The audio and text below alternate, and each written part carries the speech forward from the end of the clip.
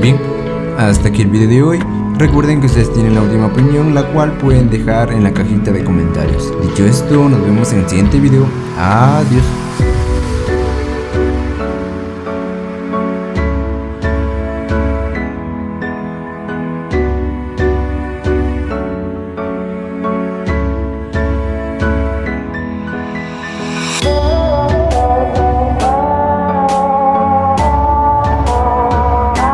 Está con nosotros el ministro de Gobernación, Francisco Jiménez. Vamos a platicar acerca de cómo encuentra el ministerio, cuáles son sus planes, cuáles son sus desafíos y qué es lo que espera lograr mientras esté en el puesto. Así que, doctor Jiménez, gracias por estar con nosotros. Buenos días. Muy buenos días, muchas gracias por la invitación a compartir contigo y con la audiencia de Emisoras Unidas. Ministro, cuéntenos en grandes rasgos cómo encuentra la cartera que dirige. Usted ya estuvo ahí. Bien, yo lo diría en una palabra, y es que he encontrado en algunas unidades mucho desorden. Y cuando hablo de desorden me refiero que en una institución lo importante es que hayan procesos y los procesos tengan una continuidad y los procesos tengan tiempos, tengan pasos concretos, y me da la impresión de que muchos de estos procesos no están cumpliendo ni los tiempos ni los pasos adecuados. Esperemos que sea un tema puramente administrativo y no sea un problema mucho más de fondo. Otro tema que me parece más importante es que es un ministerio mucho más complejo que hace 14, 15 años que yo estuve ahí. ¿Por qué es más complejo? Es más complejo porque los fenómenos criminales han sido, digamos, en los últimos años, a pesar de que hemos, como Estado y como sociedad, reducido mucho de los delitos como el homicidio, la sofisticación de la criminalidad es cada vez mucho más grande.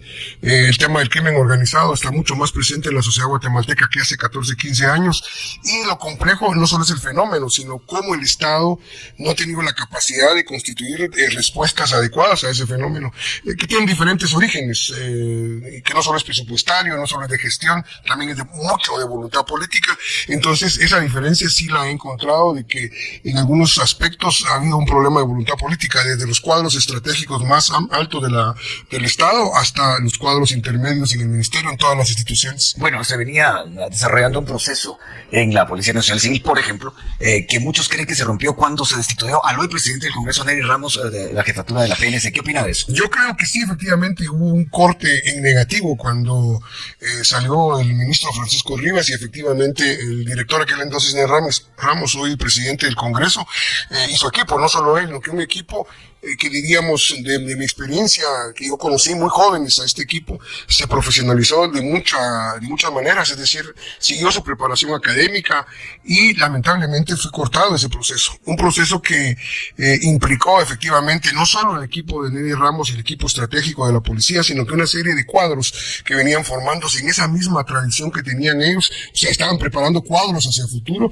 que fueron destituidos y desmantelados. Y yo tengo que decirlo con nombre y apellido, a partir de la administración del ministro Degenhardt, que tuvo una visión totalmente diferente, donde la policía empezó de nuevo a ser una especie como de servidora de ciertos intereses y no de como venía dándose en su posición que tiene como un ente importante en la seguridad. Servidora de ciertos intereses. ¿A qué intereses se refiere? Bueno, fueron intereses políticos en aquel momento, particularmente intereses políticos que querían evitar que los cuadros formados, independiente, no quiero entrar al debate de si sí su importancia o no, o si fue negativa o positiva, ese es otro discurso, pero en términos técnicos, la CICIG estaba en algunos momentos con objetivo específico, en otros momentos como sinergia, creando cuadros de policía de muy alto nivel. Lo que pasó es que era necesario bloquear, por las razones que todos conocemos, bloquear ese avance de la policía en términos de su atención a la CICIG. Eso les hizo bloquear a estos cuadros, no permitirles que se desarrollaran. El mérito se perdió porque venían con Nery Ramos y su equipo, Francisco Rivas, venían dándose el tema del mérito. Empezó de nuevo a trabajarse el tema del mérito, que no era una cosa nueva, lo que venía desde la época de Adela de Torreviarte, que ella insistía mucho, yo trabajé con ella, entonces soy testigo, insistía mucho sobre el tema del mérito.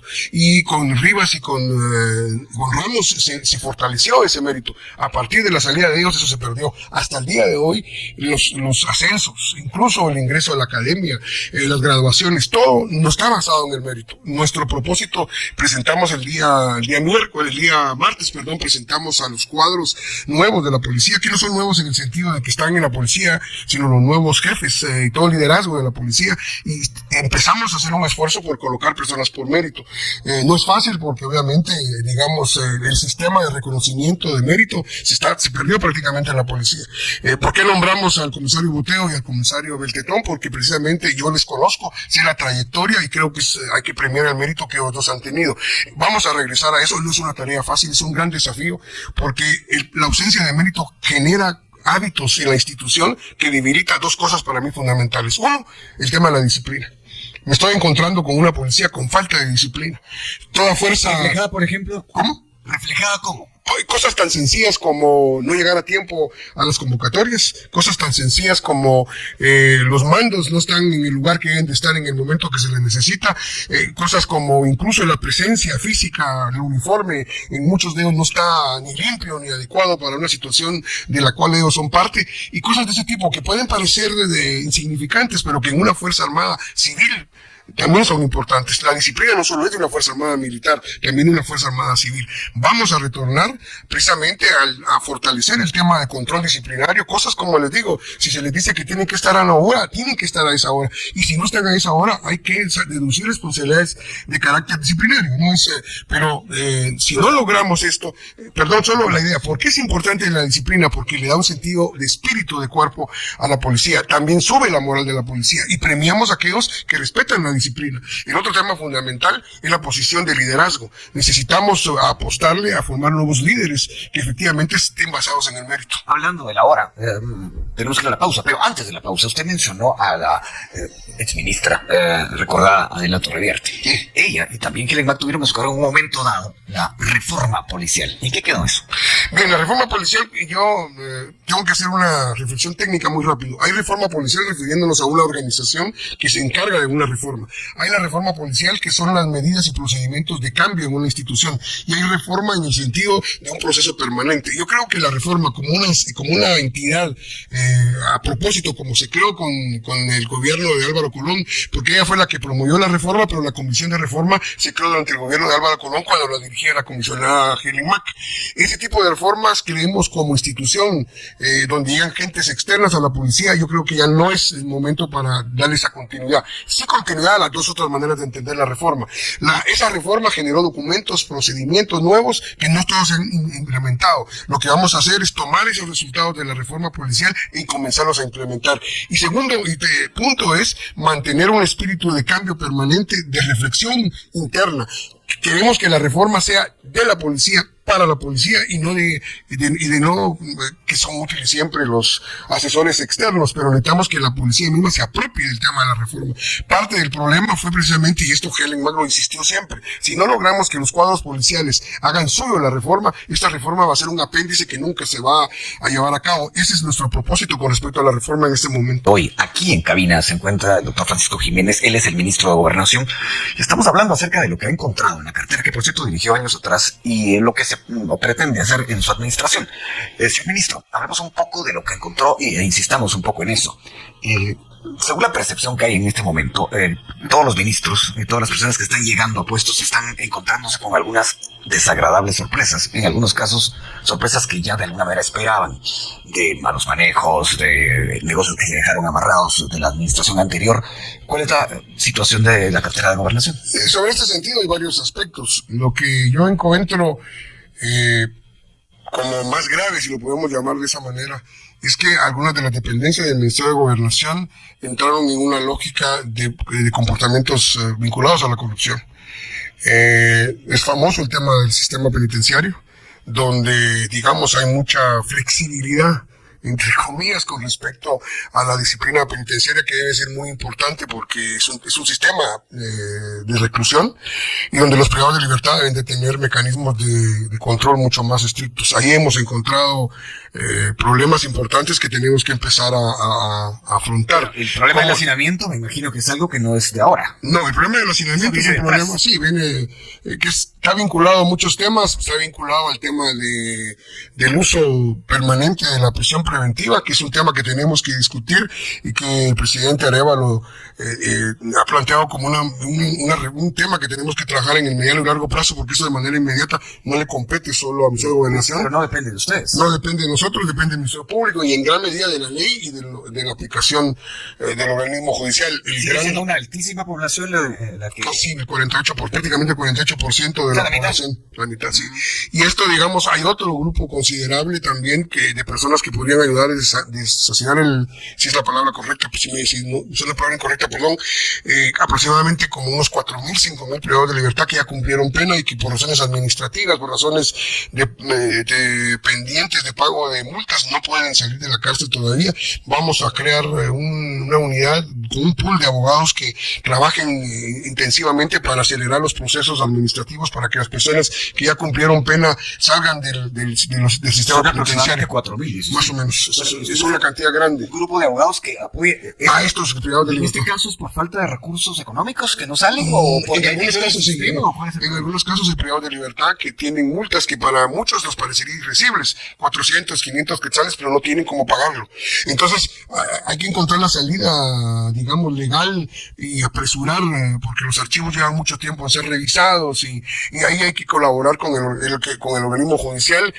Los jueces de ejecución están con toda la disposición de poder acompañar este proceso. Entonces creo que vamos a poder avanzar en este año en este tema. Pero tenemos control telemático, por ejemplo. El control telemático también es un tema muy delicado porque, digamos, no hemos logrado como sistema en general del sector seguridad y justicia entender el valor que tiene este sistema. Es importante sensibilizar, porque el problema fundamental que tenemos con respecto a las medidas sustitutivas es que el inventario de medidas sustitutivas es muy reducido en nuestro sistema legal, entonces los jueces se encuentran con pocas posibilidades de medidas alternativas y por eso optan por la prisión preventiva. Es un tema sistémico que hay que discutir en conjunto con el Estado, no solo el Ejecutivo, sino que el organismo judicial y también el Ministerio Público. Nuestro objetivo es trasladar esta preocupación a los otros entes que no somos el Ejecutivo y empecemos a hacer una discusión. Ya se hizo una discusión hace unos años con respecto a la prisión preventiva, creo que es necesario de nuevo abordarlo. No es un problema de sistema penitenciario, es un problema de aplicación de la justicia. De hecho, nosotros estamos por debajo de lo que los estándares internacionales establecen sobre la prisión preventiva. La prisión preventiva debe de ser uno de los últimos recursos cuando una persona está vinculada a un caso. ¿Por qué razón? En este caso estamos hablando de más de 10.000 personas. Sí, por supuesto, más de 10.000 personas, porque a países en Europa o en Estados Unidos, no estoy diciendo que sea el caso de Guatemala, muchas personas que incluso están acusadas de homicidio no tienen prisión preventiva, están en su casa. Claro, ahí hay mayores mecanismos de control, etcétera, etcétera. Es decir, es un problema muy complejo que hay que dar una solución integral y nosotros vamos a mediano y largo plazo a empezar la discusión para encontrar una salida. Pero digamos, el tema más inmediato significa, hoy por ejemplo, estamos empezando una serie de requisas en los centros penitenciarios. Hoy empezamos en Pavón con un objetivo muy específico. ¿Por qué en Pavón? Por razones de la cantidad de personas, por la facilidad de poder hacer la requisa. Hay gente que cumple condena. Exacto. ¿Qué estamos haciendo? Tres cosas. Uno, generando condiciones para que no haya conexión de internet dentro del sistema penitenciario. Dos, estamos haciendo las requisas tradicionales, que es encontrar ilícitos dentro del sistema, pero lo más importante que estamos haciendo es identificar dentro del penal aquellas personas que tienen y que sabemos que tienen un impacto sobre todo en la extorsión hacia afuera. Eso iba a preguntarle. Ya platicamos acerca de cómo encontró la policía. Por supuesto que ahí hay más que preguntar, pero esto va vinculado a lo que usted también mencionó en su primera intervención en esta entrevista, que había encontrado una criminalidad más sofisticada y esto al final de cuentas va a dar al delito que más se repite. Que es la extorsión. Es la extorsión. Así es. En este sentido, usted dice que esta requista también va dirigida a ese tema en específico. Sí, exactamente. ¿Por qué razón? Porque hoy por hoy el teléfono tradicional ya no está siendo utilizado, empieza a utilizarse menos por parte de los extorsionadores. ¿Y qué es lo que hacen? Utilizan el Signal, Telegram, WhatsApp para comunicarse. Y eso es a través de una red de internet y no de la red telefónica normal. Entonces tenemos que empezar a controlar más el acceso a internet que pueda existir ¿Cómo está la ley en ese sentido? Porque conversando con Corinne Derry, que es experta en el tema, decía que, por ejemplo, eso de bloquear celulares, hay un problema ilegal en este momento. Sí, pero digamos, es un tema que tenemos que Estamos teniendo apertura por parte de las telefónicas para encontrar una salida.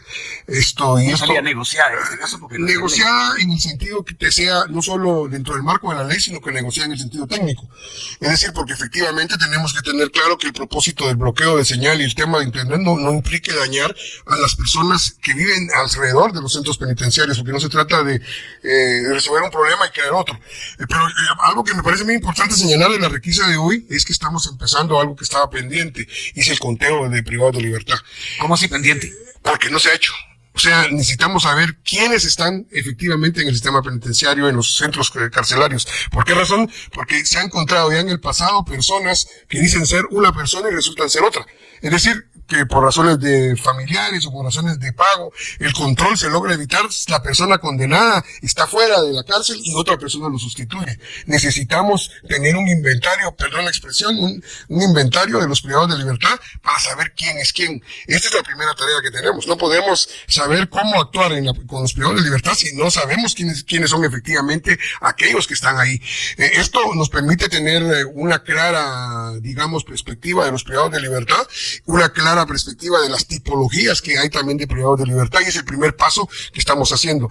Las requisas, yo sé que a veces ha habido mucha crítica de parte de la opinión pública, que hay requisas y requisas siempre se encuentra lo mismo. Yo le preguntaría algo. Esto que están levantando hoy en la requisa, ¿cuánto cree usted que va a durar en regresar? ¿24 horas? ¿48 horas? Va a depender de la capacidad. Pero es que muy rápido. Pero por eso mismo es que nosotros tenemos que seguir con las requisas. Es decir, ¿cómo sería, digamos, más efectivo mejorar los controles? Por supuesto, pero tiene que ser paralelo. ¿Por qué razón? Porque los controles implican también el problema del hacinamiento. El hacinamiento hace más complejos los controles. Por eso es que necesitamos saber quién es quién en el sistema penitenciario, para tener una panorámica clara de cómo está la situación de los privados de libertad, quiénes son, para poder incluso identificar a aquellos que siguen teniendo un impacto en la criminalidad afuera y tener un mayor control, respetando las normas legales que nuestra ley nos obliga, tener mayor control sobre estos sujetos que están impactando en la criminalidad. La extorsión en gran medida surge desde los centros penitenciarios, y no solo de mala y pandilla, sino que también los llamados imitadores. Es decir, los centros penitenciarios son precisamente donde surge en gran medida mucho de la organización de la criminalidad, pero no podemos actuar si no tenemos clara esa panorámica de quienes están ahí y poder generar mecanismos de mayor control a aquellos que efectivamente sabemos que tienen un impacto en la criminalidad hacia afuera. Y esto, al final de cuentas, es lo que a la población le preocupa. Sí, y a nosotros nos preocupa porque efectivamente nuestro objetivo último no es la disciplina en sí mismo o el control. Nuestro objetivo último es reducir el impacto que tiene la criminalidad de los centros penitenciarios hacia la población hacia afuera, que es lo que nos preocupa más fundamentalmente. En ese sentido, quisiera trasladar algo. No es un tema fácil, no vamos a dar resultados como quisiéramos de la noche a la mañana, pero tenemos que empezar, y por eso estamos empezando en los primeros días de esta gestión, porque es el tema más importante que queremos darle, y aquí tenemos un mandato, una orden del presidente Arévalo de atender el tema de la extorsión y del sistema penitenciario, porque efectivamente ese es el tema que le preocupa más a la población y de la que sufre. Yo hice mención ayer en una intervención que tuve en las redes sociales del trabajador que fue asesinado por tema de extorsión en la mañana.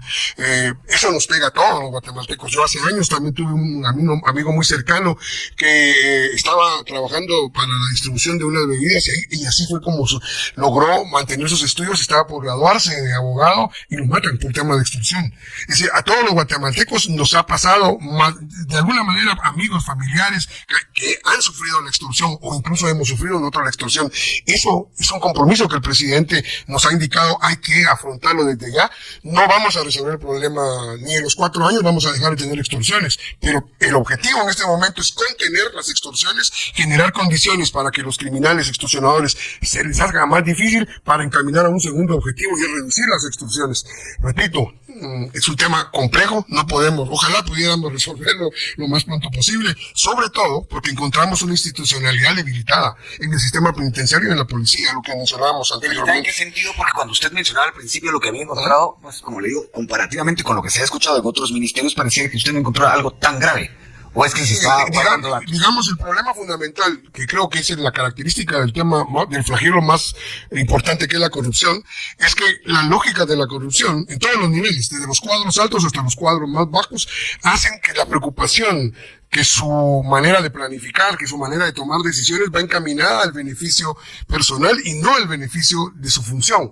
Entonces, el problema es que sí estamos encontrando situaciones de corrupción en la policía. Negarlo sería no solo mentir, sino que en la policía operativamente hablando, pero también me imagino que usted ha encontrado corrupción en lo administrativo, en las compras, por ejemplo. Digamos, no tengo en este momento la evidencia porque no puedo señalarlo, pero estoy sospechando. El tiempo nos dirá, tenemos 10 días de haber tomado posesión y es difícil hacer una afirmación categórica, pero mi sospecha es que sí. Pero no quiero sobre eso dar una categoría hasta no tener información, porque el objetivo y el tema y el mandato del presidente Arévalo no es ver pasado, es ver futuro y construir futuro. Esto significa que nosotros no vamos a hacer cacería de brujas, es decir, yo no estoy perdiendo mi tiempo. Se puede entender de dos maneras. Claro. No van a hacer cacería de brujas, pero tampoco van a ser tolerantes. Es que son dos cosas diferentes.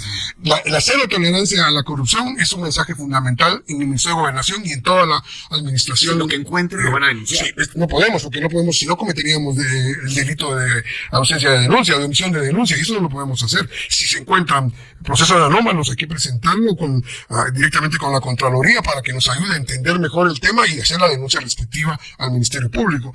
Es decir, lo que quiero decir con esto es que nuestra lógica no es tomar decisiones en función del pasado, sino que ver el futuro. Pero el futuro implica también hacer una especie como de limpieza en los procedimientos y sobre todo en esa intencionalidad en la cual creo yo se han envuelto muchos, no digo la mayoría, pero algunos de los funcionarios, de no ver el cumplimiento de sus funciones, el cumplimiento de su responsabilidad de servidor público, sino de beneficiarse económicamente. Eso es un tema que es muy profundo. El tema de la corrupción es un tema, digamos, solo de grandes contratos, es también cosas pequeñas. Ya aquí quiero ya anunciar de que estamos trabajando para tener un mayor control de los operativos, donde hay muchas denuncias públicas de guatemaltecos que han sufrido, digamos, abusos, extorsión prácticamente. Es decir, te llevo al tribunal si no me pagas tanto, aunque la persona esté con efectos de alcohol, lo que procede es llevarlo a donde la ley le indica. Entonces, ese tipo de cosas ya vamos a anunciarlo, porque sí es un tema que nos preocupa mucho, porque mira la confianza de la población hacia la policía, pero además tenemos que parar estas cosas, porque, repito, esos son hechos de los niveles más bajos de la jerarquía. Hay también no tengo que interrumpir por sí, claro. Vamos a la pausa, volvemos. Y bien, hasta aquí el video de hoy.